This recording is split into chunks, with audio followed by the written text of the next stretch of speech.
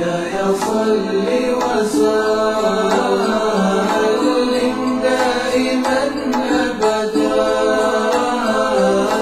على حبيبك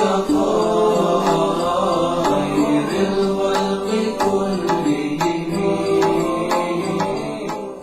الحمد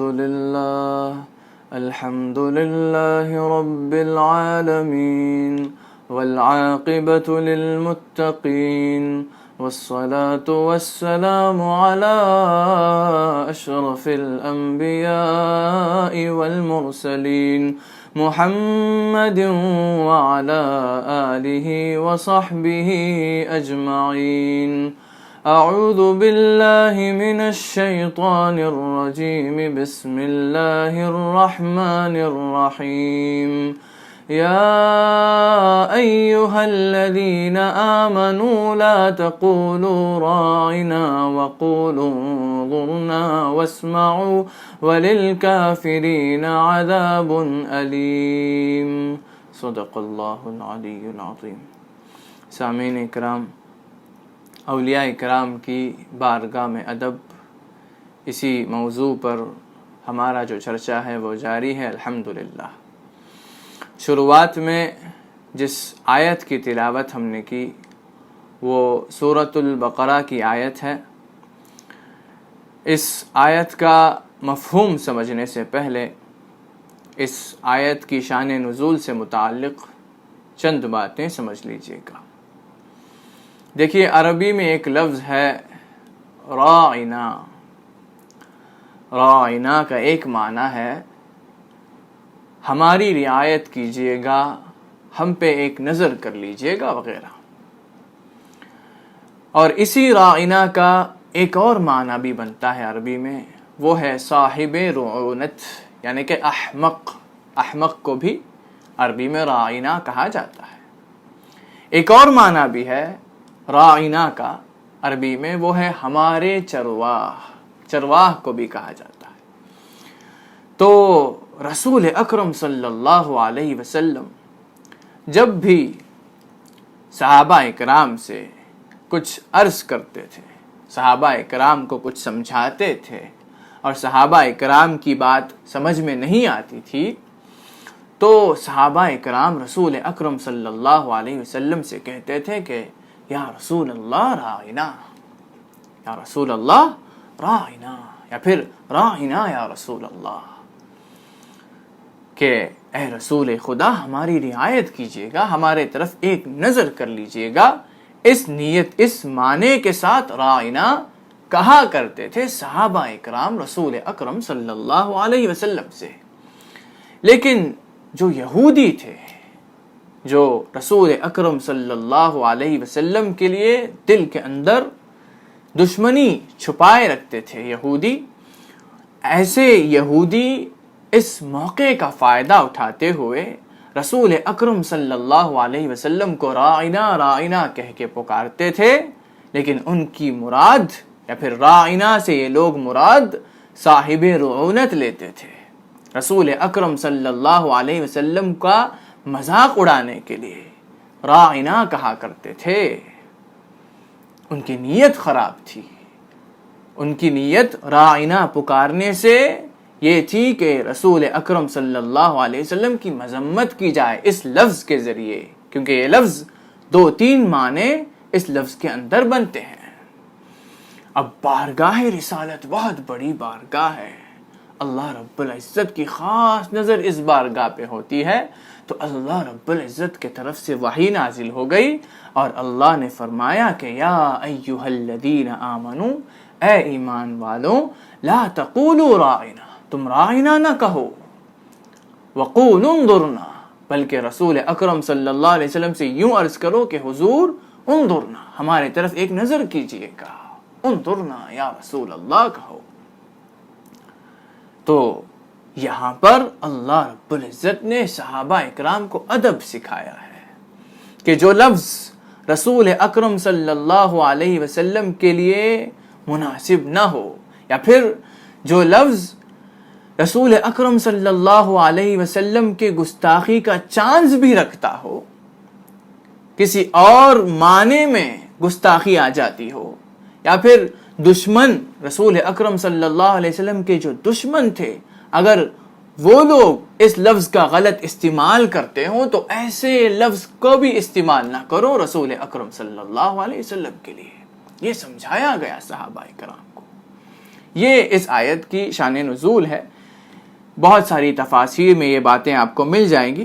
2-3 تفسیروں میں سے ہم بھی سنا دیں گے. البحر المدید مشہور تفسیر کے اندر امام ابن عجیبہ فرماتے ہیں لما کان المسلمون یقولون لرسول اللہ صلی اللہ علیہ وسلم راعنا یا رسول اللہ. جب مسلمان یعنی کہ صحابہ کرام رسول اکرم صلی اللہ علیہ وسلم سے کہتے تھے کہ راعنا یا رسول اللہ، فرحت الیہود، یہودی خوش ہو گئے. جب راعنا کا لفظ صحابہ کرام رسول اکرم صلی اللہ علیہ وسلم کے لیے استعمال کرنے لگے اچھے معنی کے ساتھ، صحیح معنی کے ساتھ، تو یہودی خوش ہو کر کہنے لگے قالوا كنا نسب محمدا سرا، ہم تو محمد کی صلی اللہ علیہ وسلم، ہم تو محمد کی برائی چھپ چھپ کر کرتے تھے، ہم تو محمد کو چھپ کر ڈانٹتے تھے. فاعلنوا له بالشتم، اب کھل کے ڈانٹو، اب کھل کے محمد کی برائی کرو صلی اللہ علیہ وسلم. فکانوا یقولون، تو وہ کہنے لگے یہود یا محمد راعنا، اے محمد راعنا کہہ کے وہ یضحکون، اور ہنسنے لگے. جب یہ نوبت پیش آئی نہى اللہ تعالی المسلمین عن هذه اللفظہ، تو اللہ رب العزت نے مسلمانوں کو اس لفظ کو استعمال کرنے سے روک دیا. اللہ نے فرمایا لا تقولوا راعنا، راعنا نہ کہو. ویسے صحابہ اکرام تو بہترین معنی کے ساتھ راعنا کہتے تھے، ہمارے طرف نظر کیجئے گا، اس معنی کے ساتھ کہتے تھے. لیکن جب یہود، جب رسول اکرم صلی اللہ علیہ وسلم کے دشمن اسی لفظ کو رسول اکرم صلی اللہ علیہ وسلم کی مذمت کرنے کے لیے، ان کی برائی بیان کرنے کے لیے استعمال کرنے لگے، تب اللہ رب العزت نے اس لفظ کو استعمال کرنے ہی سے روک دیا. اچھے معنی میں بھی استعمال نہ کرو، بہترین معنی میں بھی اس لفظ کو استعمال نہ کرو رسول اکرم صلی اللہ علیہ وسلم کے لیے. تفسیر رازی کے اندر امام رازی فرماتے ہیں وَرُوِيَ أَنَّ سَعْدَ بْنَ مُعَاذ سَمِعَهَا مِنْهُمْ، روایت کی جاتی ہے کہ سیدنا سعد بن معاذ رضی اللہ تعالی عنہ نے یہودیوں کو راعنا کہتے ہوئے سنا. تو فقال یا اعداء اللہ علیکم لعنت اللہ، اے اللہ کے دشمنوں تم پر اللہ کی لعنت برسے. والذی نفسی بیدہ، قسم ہے اس کی جس کے قبضے میں میری جان ہے، لئن سمعتها من رجل منکم یقولها لرسول اللہ صلی اللہ علیہ وسلم لأضربن عنقہ، اگر تم میں سے کوئی یا پھر اگر کوئی رسول اکرم صلی اللہ علیہ وسلم سے یہ لفظ کہتا ہے آئندہ تو میں اس کی گردن اڑا دوں گا. اگر تم میں سے کوئی رسول اکرم صلی اللہ علیہ وسلم کے لیے یہ لفظ استعمال کرتا ہے تو اللہ کی قسم میں اس کی گردن اڑا دوں گا. جب سیدنا سعد بن معاذ رضی اللہ تعالی عنہ نے یہودیوں سے یہ کہا فقالوا، تو یہودی کہنے لگے اولستم تقولونہا، تم بھی تو کہتے ہو، کیا تم نہیں کہتے یہ لفظ؟ تم بھی تو راعنا راعنا کہتے ہو رسول اکرم صلی اللہ علیہ وسلم کو دیکھ کر، تم بھی تو یہ لفظ استعمال کرتے ہو. تو سیدنا سعد بن معاذ خاموش رہے، کچھ جواب نہیں دے پائے. تو یہ آیت نازل ہوئی. یہ واقعہ بھی اس آیت کی شان نزول بیان کرتے وقت مفسرین بیان کرتے ہیں. تو اس آیت سے ہمیں کیا سبق ملتا ہے؟ ہمیں یہ سبق ملتا ہے کہ جس کا بھی اللہ سے تعلق ہوتا ہے، رسول اکرم صلی اللہ علیہ وسلم ہو یا رسول اکرم صلی اللہ علیہ وسلم کے وارث بن کر جو اولیاء کرام آج موجود ہیں وہ ہوں، جس کا بھی اللہ سے تعلق ہوتا ہے، ان کی بارگاہ میں جب آپ رہتے ہیں تو بہت احتیاط کے ساتھ رہنا ہے.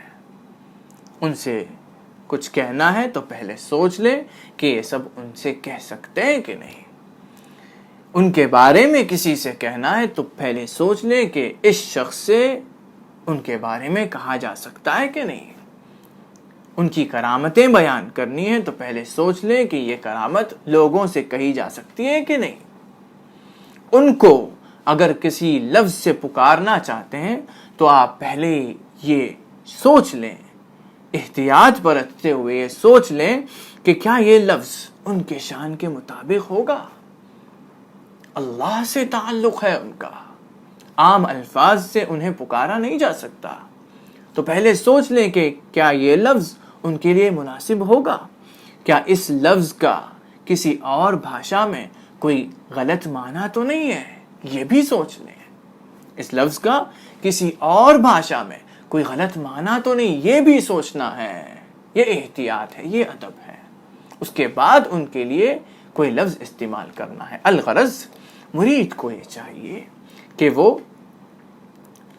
ہرگز کوئی ایسا کام نہ کرے، نہ ہی کوئی ایسا کلام کرے جس کو پیر کے دشمن، پیر کو نہ ماننے والے پیر کے خلاف استعمال کر سکیں. میں پھر سے دہراتا ہوں، مرید ہرگز کوئی ایسا کام نہ کرے، نہ ہی کوئی ایسا کلام کرے جس کو پیر کے دشمن، پیر کو نہ ماننے والے، اللہ کے ولیوں کو جھٹلانے والے، اللہ کے ولیوں کے خلاف، خاص کر کے پیر کے خلاف، مرید کے جو پیر ہیں ان کے خلاف استعمال کر سکیں. ایسا کوئی کام نہ کریں، ایسا کوئی کلام بھی نہ کریں. یہ اس آیت سے ہمیں سیکھنے کو ملتا ہے. وہاں پر صحابہ اکرام نے راعنا اچھی نیت سے کہا، لیکن جب یہودی اسی لفظ کو محمد صلی اللہ علیہ وسلم کے خلاف استعمال کرنے لگے، اسی لفظ کو رسول اکرم صلی اللہ علیہ وسلم کی مذمت کرنے کے لیے استعمال کرنے لگے، تو اللہ نے اس لفظ کو استعمال کرنے ہی سے روک دیا. صحابہ کو کہا کہ لا تقولوا راعنا، راعنا نہ کہو، اس لفظ ہی کو چھوڑ دو، کوئی اور لفظ اختیار کرو. تو مرید کو یہ چاہیے کہ وہ کوئی ایسا کام نہ کرے، نہ ہی کوئی ایسا کلام کرے جس کو اللہ کے ولی کے دشمن، اس کے پیر کے دشمن خود پیر کے خلاف استعمال کر پائیں. اور آج کل سوشل میڈیا کا زمانہ ہے، تو مرید سوشل میڈیا پر، نہ فیس بک، نہ ٹویٹر، نہ واٹس ایپ، کسی بھی پلیٹ فارم پر پیر کے بارے میں، دین کے بارے میں بغیر پیر کی اجازت کے کچھ بھی پوسٹ نہ کرے. کسی بھی پلیٹ فارم پر کچھ بھی پوسٹ نہ کرے، کچھ بھی شائع نہ کرے. پیر کے بارے میں کوئی کرامت ہو، اگر آپ لوگوں سے کہنا چاہتے ہیں، اسے واٹس ایپ پہ لوگوں سے بیان کرنا چاہتے ہیں، تو پہلے اجازت لیجئے گا. تو پیر کی کرامتیں، ان کی شان، ان کے بارے میں اگر آپ کوئی منقبت لکھ چکے ہیں، تو وہ کسی بھی چیز کو شائع کرنے سے پہلے، واٹس ایپ پہ، فیس بک پہ، کسی بھی چیز کو شائع کرنے سے پہلے اللہ کے ولی سے، یعنی کہ آپ کے پیر سے اجازت لینا ضروری ہے. بغیر اجازت کے اگر آپ کسی چیز کو شائع کرتے ہیں، ہو سکتا ہے اس میں کوئی غلطی ہو سکتا ہے آپ نامناسب الفاظ استعمال کر چکے ہوں، اس میں آپ کو تو سب کچھ صحیح لگے گا کیونکہ آپ نے لکھا ہے نا، آپ کر رہے ہیں تو آپ کو آپ کا کام صحیح لگے گا. لیکن ہو سکتا ہے کہ اس میں کوئی ایسے الفاظ ہوں، نامناسب باتیں ہوں جو پیر کے دشمن، آپ کے پیر کے دشمن آپ کے خلاف یا پھر آپ کے پیر کے خلاف استعمال کر پائیں گے. تو اس لیے بغیر اجازت کے ایسے کسی بھی معاملے میں آپ دخل اندازی نہ کریں، بغیر اجازت کے ایسا کوئی بھی کام نہ کریں. ہاں، اگر آپ عالم دین ہیں تب بھی دین کے بارے میں، ظاہری شریعت کے بارے میں اگر آپ بیان کرنا چاہتے ہیں تو بیان کر سکتے ہیں، لیکن اس کے لیے بھی اجازت ضروری ہے، کیونکہ دین کی ذمہ داری اللہ کے ولیوں کے ہاتھوں میں ہوتی ہے. ہر دور میں جو اولیاء کرام ہوتے ہیں، اللہ سے جن کا تعلق ہوتا ہے، انہی کے سپرد ہوتا ہے دین. تو اگر آپ اپنی مرضی سے دین کے بارے میں بیان کرنے لگیں گے، جو چاہے آپ کرنے لگیں گے، تو آپ سے دین کا فائدہ کم، نقصان زیادہ ہونے لگے گا. الغرض اللہ کے ولی کے بارے میں یا پھر آپ کے پیر کے بارے میں کسی بھی شخص سے کچھ کہنا ہے آپ کے پیر کی شان بیان کرنی ہے آپ کو، یا ڈائریکٹلی یا پھر سوشل میڈیا کے ذریعے، یوٹیوب پر، یا پھر آپ کے پیر کے کوئی تصویر آپ کو شائع کرنی ہے، کچھ لکھ کے شائع کرنی ہے، تب آپ کو اجازت لینا ضروری ہے۔ بغیر اجازت کے یہ کوئی کام آپ نہ کیجیے گا۔ آپ کو جو کام آپ کے پیر نے دیا وہی کرتے رہیے گا۔ جس کو یہ کام دیا جاتا ہے کہ تم میرے بارے میں لوگوں سے بیان کر سکتے ہو، واٹس ایپ پہ، فیس بک پہ میرے بارے میں بیان کر سکتے ہو، جس کو وہ کام دیا گیا وہ کرے گا۔ کوئی اور کر رہا ہے سوچ کر آپ بھی کرنے لگیں گے تو آپ کے ذریعے پیر کا نقصان ہوگا۔ لوگ کبھی آپ جو نامناسب الفاظ استعمال کر چکے ہوں گے اس کے ذریعے پیر کی مذمت کرنے لگیں گے، بے ادبی کرنے لگیں گے، اور اس کے ذمہ دار آپ ہوں گے۔ اسی سلسلے میں سیدنا امام شعرانی رحمۃ اللہ علیہ ایک واقعہ بیان کرتے ہیں کہ ایک مرید تھا، اس کو اس کے پیر کا منہ مبارک مل گیا تو وہ بہت خوش ہو گیا اور اس کی تعظیم کرنے لگا، دل ہی دل میں خوش ہونے لگا۔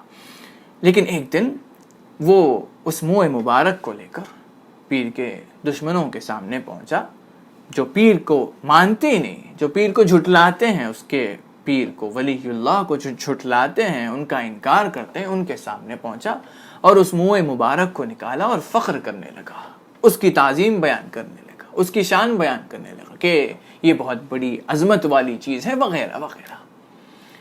تو یہ جو لوگ تھے نہ ماننے والے، وہ مذاق اڑانے لگے، پہلے منہ مبارک کا پھر پیر کا بھی مذاق اڑانے لگے۔ تو اس کا انجام، اس مرید کا انجام برا ہوا۔ اس کے بعد امام شعرانی فرماتے ہیں کیونکہ اس نے جہاں پر جو کام کرنا تھا وہاں وہ کام نہیں کیا، پیر کے دشمنوں سے جا کے بیان کرنے کی کیا ضرورت تھی؟ تو بہتر یہی ہے کہ آپ ہر کام اجازت کے ساتھ کریں، تو ایسی دقت نہیں ہوگی۔ اور بہتر یہ بھی ہے کہ آپ کو جو کام دیا جاتا ہے وہی آپ کرتے رہیں، کوئی اور کام کرنے کی تمنا نہ کریں کسی اور کو۔ آپ کے پیر نے یہ کہا کہ میرے بارے میں لوگوں سے بیان کرو، تو وہ جب کر رہا ہے تو آپ وہ شان بیان کر رہے ہیں، ہم بھی کریں گے، یہ نہ سوچئے گا۔ وہ اس کے اہل تھا، وہ اس کے لائق تھا، تو اس کو پیر نے اجازت دی، وہ جو کام کر رہا ہے وہ بہترین طور پہ کر لے گا۔ آپ کو جو کام ملا ہے وہی آپ کرتے رہیے گا، یہی ادب ہے، اس کا خیال رکھیں۔ اگلا ادب امام شعرانی فرماتے ہیں وَمِن شَأْنِهِ أَن يَلْزَمَ الْأَدَبَ مَعَ شَيْخِهِ وَلَا يَتَجَسَّسُ لَهُ قَطُّ۔ یہاں پر پیر کی جاسوسی کرنے سے منع کیا گیا ہے۔ پیر کی جاسوسی سے مراد کیا ہے؟ وہ کتنا کھاتے ہیں، وہ کتنا سوتے ہیں، وہ کہاں جاتے ہیں، یہ ان ساری باتوں کے پیچھے آپ مت پڑیے گا۔ اور ویسے اللہ کے ولیوں کا ظاہری عمل دیکھ کر یا پھر اللہ کے ولیوں کے ظاہری اعمال کے بنا پر ان کو ہرگز نہ تولیے گا، ہرگز نہ تولیے گا، کیونکہ ان کا سونا بھی عبادت ہے، ان کی نیند بھی عبادت ہے۔ صوفیان کرام فرماتے ہیں نوم العارف عبادت۔ کیوں ایسا کہا جاتا ہے؟ عارف کی یعنی کہ اللہ کو جو جان گیا، یعنی کہ اللہ کے ولی کی نیند بھی عبادت ہے، ان کا سونا بھی عبادت ہے، کیونکہ ایسا کوئی وقت ان پر نہیں آتا جب وہ اللہ کے مناجات سے غافل ہوتے ہیں۔ ہمیشہ مناجات چلتی رہتی ہے، سوتے وقت بھی مناجات ہوتی رہتی ہے، تو ان کا سونا بھی عبادت ہوتا ہے۔ تو ان کے ظاہری اعمال کو دیکھ کر، ان کے ظاہری اعمال کے بنا پر ان کو نہ تولیے گا، یہ بہت بڑی غلطی ہے۔ اور جاسوسی نہ کیجیے گا، کتنا سوتے ہیں، کتنا کھاتے ہیں۔ وہ کھاتے ہیں تو خدا کے حکم سے کھاتے ہیں، جتنا کھانے کا حکم ہے اتنا کھاتے ہیں۔ اعلیٰ حضرت فرماتے ہیں نا سیدنا عبد القادر جیلانی پیران پیر کے بارے میں کہ قسمیں دے دے کے کھلاتا ہے پلاتا ہے تجھے پیارا اللہ وہ پالنے والا تیرا۔ اللہ کے حکم سے کھاتے ہیں، اللہ کھانے کا حکم دیتا ہے تو کھاتے ہیں، جتنا کھانے کو کہے گا اتنا کھائیں گے۔ تو ان کے ظاہری اعمال کی تفتیش آپ نہ کیجیے گا، جاسوسی ہرگز نہ کیجیے گا، جاسوسی ہرگز نہ کیجیے گا۔ مثال کے طور پر اگر آپ کے پیر کو رات کے وقت کہیں پر جاتے ہوئے دیکھیں، آپ سے بول کر تو نہیں گئے، تو فوراً آپ یہ نہ سوچیے اس وقت کہاں جاتے ہوں گے، اچھا اس راستے سے گئے ہیں تو شاید اس کے گھر گئے ہوں گے، وہیں قیام کریں گے شاید آج، یا پھر تھوڑی دیر وہاں رک کر وہاں پر جس مرید کا گھر ہے وہاں جائیں گے۔ یہ ساری سوچ آپ کو بے ادبی کی طرف لے کر جائے گی، اس لیے ہرگز جاسوسی نہ کیجیے گا۔ بس ان کے بارگاہ میں پچھلے ویڈیو میں ہم نے بیان کیا ہے کہ جس طرح ایک میت نہلانے والے کے ہاتھ میں ہوتی ہے، اس طرح آپ کے پیر کے ہاتھ میں ہوئیے، آپ کے پیر کے پاس ہوئیے گا، آپ کے پیر کے بارگاہ میں آپ اس طرح رہیے گا۔ آج کے ویڈیو میں بس اتنا ہی، لیکن تقریر ختم کرنے سے پہلے ادب کی اہمیت بیان کرنا چاہتے ہیں، سماعت فرمائیے گا۔ دیکھیے، صوفیان کرام کے کلام کو اگر آپ جمع کریں گے تو آپ کو یہ معلوم پڑے گا کہ ان کے کلام میں سے 2/3 حصہ ادب پر ہوگا، ادب پر۔ اسی لیے امام ابن عجیبہ اپنی کتاب بحر المدید کے اندر فرماتے ہیں، من لا ادب لہ لا تربیت لہ، جس کے اندر ادب نہیں اس کی تربیت کی ہی نہیں جا سکتی۔ ہم اللہ کے ولیوں کی بارگاہ میں اسی لیے آتے ہیں تاکہ ہماری تربیت ہو سکے، ہمارا دل پاک ہو سکے، ہم خدا تک پہنچ سکے۔ اگر ادب نہیں کریں گے تو لا تربیت لہ، اس کی تربیت ہو ہی نہیں سکتی۔ ومن لا تربیت لہ لا سیر لہ، اور جس کی تربیت نہیں ہو سکتی وہ سیر نہیں کر سکتا، یعنی کہ اللہ تک پہنچنے کا راستہ طے نہیں کر سکتا۔ ومن لا سیر لہ، اور جس کے لیے سیر نہیں، یعنی کہ جو شخص اللہ تک پہنچنے کا راستہ طے ہی نہیں کر سکا، لا وصول لہ، وہ کیا پہنچے گا، اس کو وصول بھی نہیں ملے گا، یعنی کہ وہ پہنچ نہیں پائے گا خدا تک۔ آگے فرمایا، وقال ابو حفص الحداد رضی اللہ عنہ، سیدنا ابو حفص فرماتے ہیں، التصوف کلہ ادب، تصوف یا پھر صوفیزم بالکلیہ ادب ہے، یعنی کہ صرف ادب ہی ادب ہے تصوف کے اندر۔ لکل وقت ادب، ہر وقت کا ایک ادب ہے، وَلِكُلِّ حَالٍ أَدَبٌ، ہر حالت کا ایک ادب ہے تصوف کے اندر، وَلِكُلِّ مَقَامٍ أَدَبٌ، ہر مقام کا ایک ادب ہے۔ فَمَنْ لَازَمَ الْأَدَبَ بَلَغَ مَبْلَغَ الرِّجَالِ، جو شخص ادب کو لازم کر لیتا ہے وہ اللہ کے ولی جن مقامات پر پہنچتے ہیں وہاں تک پہنچتا ہے۔ وَمَنْ حُرِمَ الْأَدَبَ فَهُوَ بَعِيدٌ مِّنْ حَيْثُ يَظُنُّ الْقُرْبَ، جو شخص ادب سے محروم ہو جاتا ہے، فَهُوَ بَعِيدٌ، وہ تو دور ہو جاتا ہے، وہ تو دور ہے، مِنْ حَيْثُ يَظُنُّ الْقُرْبَ، اتنا دور ہے کہ اتنا دور ہوتے ہوئے وہ قربت کا گمان بھی نہیں کر سکتا۔ آگے فرمایا، وقال ذُنُّونِ الْمِصْرِي، سیدنا ذُنُّون الْمِصْرِی رضی اللہ تعالی عنہ قدس اللہ سرہ العزیز فرماتے ہیں، اذا خرج المرید عن استعمال الادب فإنه يرجع من حيث جاء، اگر مرید ادب کو اپنانا چھوڑ دے تو جہاں سے آیا تھا وہیں پر پہنچ جائے گا۔ کیا معنی ہے اس کا؟ اگر مرید ادب کو اپنانا چھوڑ دے تو جہاں سے آیا ہے وہیں پر پہنچ جائے گا۔ اس کا معنی یہ ہے کہ جب آپ اللہ کے ولیوں کی بارگاہ میں ہوتے ہوئے ادب کے ساتھ رہتے ہیں اور اللہ تک پہنچنے کے سفر میں ہوتے ہیں تو بہت دور تک سفر کرنے کے بعد اگر آپ ادب کو اپنانا چھوڑ دیتے ہیں تو جہاں سے آپ نے سفر شروع کیا تھا وہیں پر واپس پہنچ جائیں گے۔ تو اس لیے ادب بہت ضروری ہے، بہت ضروری ہے۔ تو اللہ کے ولیوں کو ڈھونڈیے گا، اللہ کے نبی کے وارث بن کر خضر علیہ السلام کے راستے پر جو اولیاء کرام ہیں وہ ہر دور میں موجود ہوتے ہیں، ان کو ڈھونڈیے گا اور ان کی بارگاہ میں ادب سے رہنے کی کوشش کیجیے گا تو کامیابی آپ کی اللہ رب العزت اس کی توفیق عطا فرمائے. آمین. وآخر دعوانا الحمدللہ رب العالمین.